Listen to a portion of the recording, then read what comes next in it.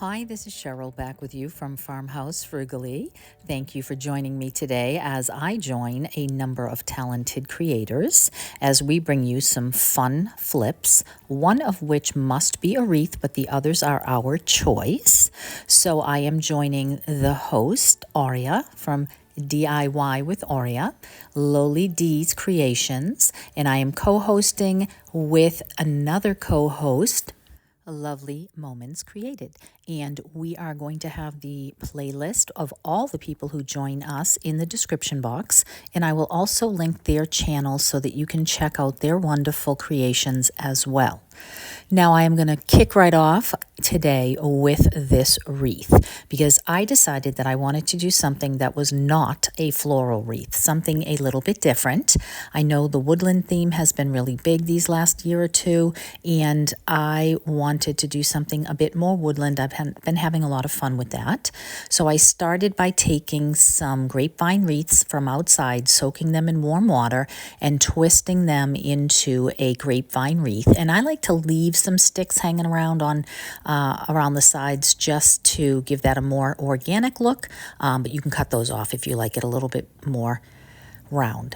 And then I have this moss, which isn't exactly moss at all. It's almost fabric that I am just poking in with a little bit of hot glue and a little flat spatula into my grapevine wreath to give this a little bit of a 3-dimension.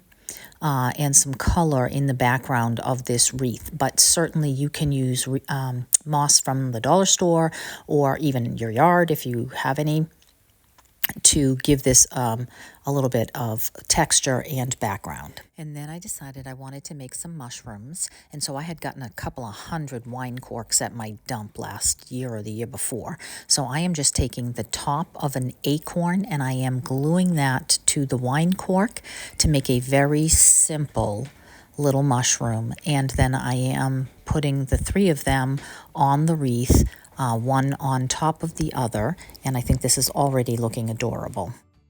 And we just went for a walk and we picked up some bark as well as some sticks and a little bit of driftwood and some rocks and just anything that we thought might be good for adding something to this little wreath. And so I am just going to add some pine cones and a few other things that I find here and there to that wreath.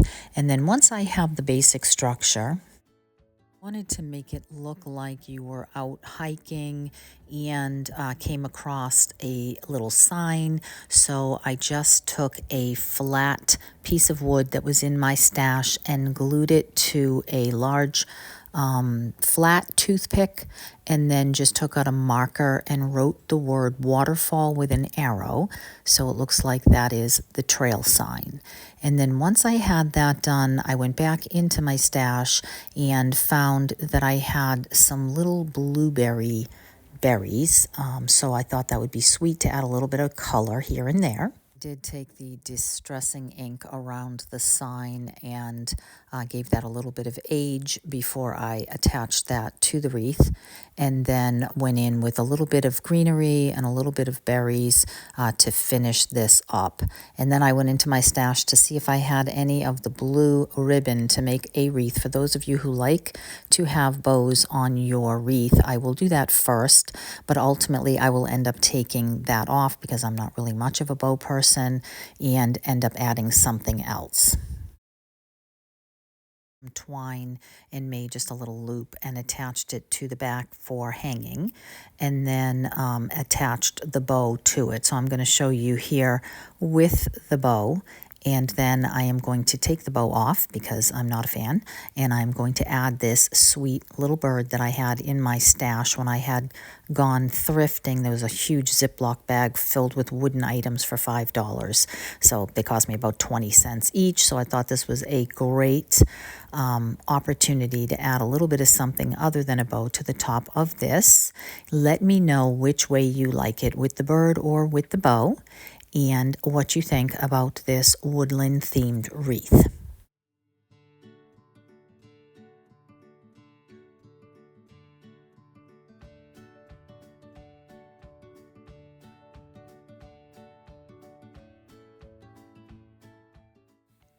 So that takes me on to this metal lunchbox my daughter had brought home from the dump, and I cleaned that up, and then I took some tape and taped off the handle and just made sure that that was well covered because I liked the cloth handle and wanted to keep that. And then I took this downstairs to my garage and I just sprayed the entire exterior with 2 coats of a Rust-Oleum spray paint in the color Robin's Egg. It looks a little white in the first picture, but you can see that it is actually more of a Robin's Egg blue-green color. So once that is done, I remove the tape from the handle and the little latch, and then I am going to pull out my Lover of Flowers IOD transfer from this new 2024 spring release. Because there was one picture or transfer in that booklet that I really thought would be so lovely with this Robin's Egg color. And so those had the bluish forget-me-nots. So I cut that out and just adhered that transfer with the stick that came with it. And then once I had that on there, and it went on there very nice, I really like it over spray paint. It tends to work much better than over chalk paint. Once I had that on there and just the way I wanted it, I just added a little bit of the distressing ink, mostly around the corners, to give this some age. And I think that it came out really sweet, but let me know what you think.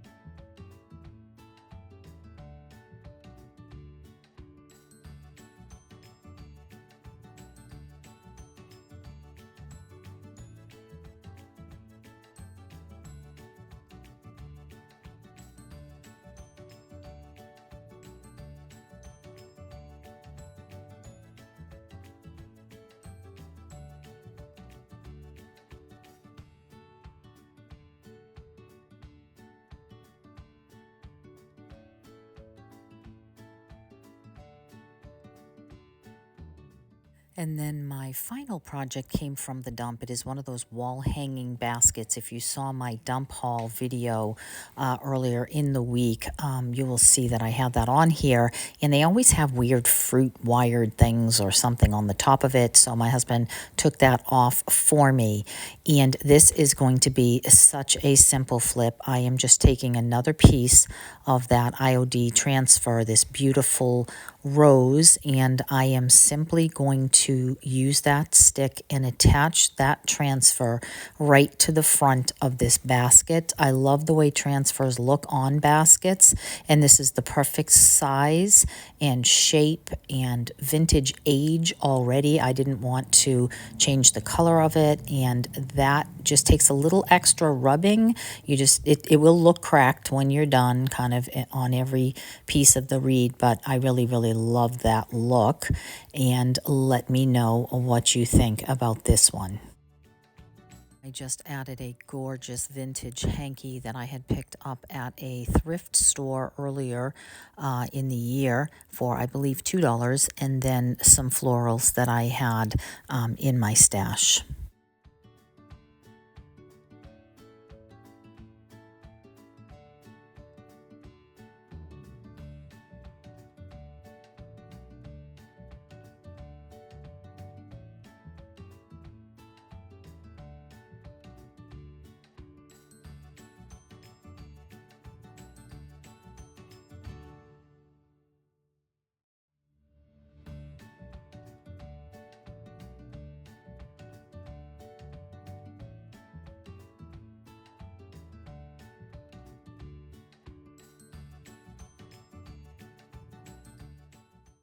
I have a number of wonderful thrift flips coming your way, so make sure that you have hit subscribe so you don't miss any of those. Don't forget to check the description box for these creators' channels, as well as the playlist of all the other creators who have joined into this challenge. I love it if you leave a comment and let me know which of today's items were your favorite, and share, like, subscribe, comment, whatever you can to help the channel grow. I appreciate your stopping by, and I will see you in the next one. Take care.